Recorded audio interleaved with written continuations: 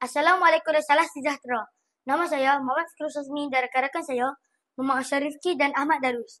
Kami akan menerangkan proses untuk menghasilkan beg plastik terbiodegradasi. Nama produk yang kami hasilkan ialah BioDP. BioD membawa masuk biodegradasi. P pula membawa masuk plastik. Kami menggunakan bahan masyarakat alam dan tidak membahayakan kesihatan. Biodegradasi bermaksud bahan buangan yang boleh diuraikan oleh mikroorganisma seperti fungi dan bakteria. Semasa proses penguraian ini berlaku, nutrin akan kembali ke dalam tanah. Bahan buangan terbiodegradasi yang terdiri pada bahan organik seperti sisa makanan, kotak dan kertas, daun kering serta tinja. Kami menggunakan bahan-bahan yang selamat untuk alam kita bagi menghasilkan beg plastik yang terbiodegradasi. Proses yang terlibat pada hari ini adalah proses pendidihan. Pendidihan ialah proses memanaskan makanan pada suhu yang tinggi yang juga sebahagian daripada teknik memasak. Suhu yang tinggi dapat membunuh mikroorganisma. Air dididihkan untuk membunuh mikrop berbahaya yang kita dapat di dalamnya. Bahan yang kita perlukan adalah air suling, serbuk agar-agar, gliserin, gelatin dan 3 titik pewarna makanan.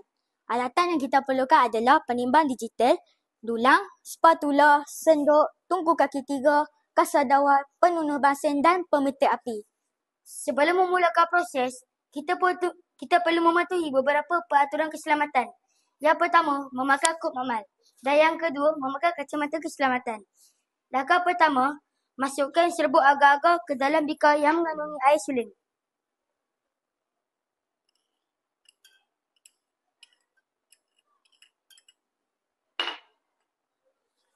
Langkah kedua, masukkan gliserin.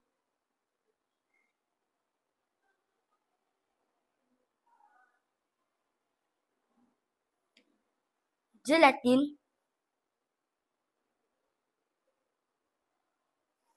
Dan 3 titik pewarna makanan.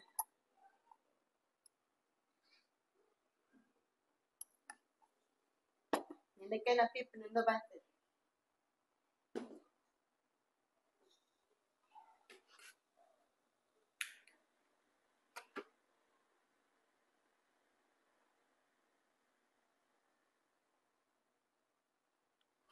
Letakkan tungku kaki 3 dan kasar dawai.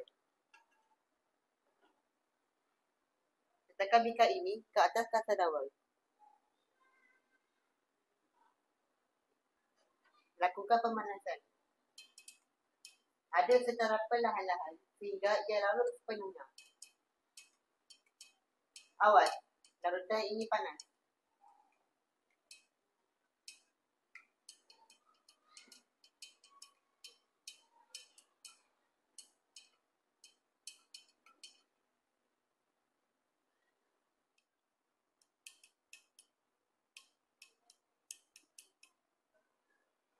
Ini adalah hasilnya.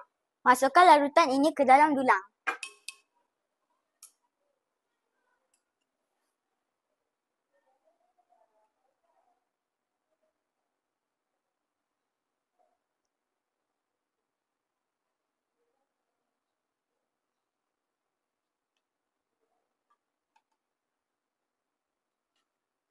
Ratakan sehingga menjadi sekata.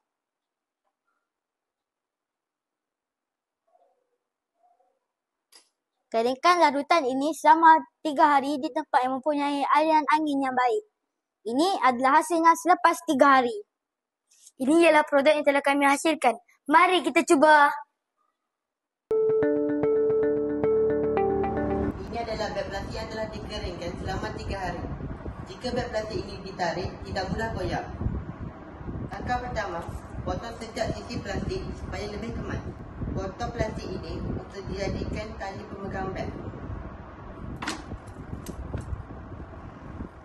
Letakkan gam tepung jagung pada setiap sisi.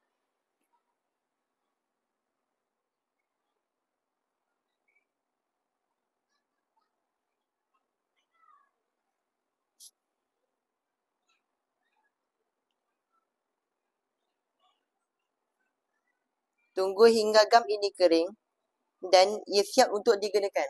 Plastik ini juga selamat digunakan untuk membungkus makanan.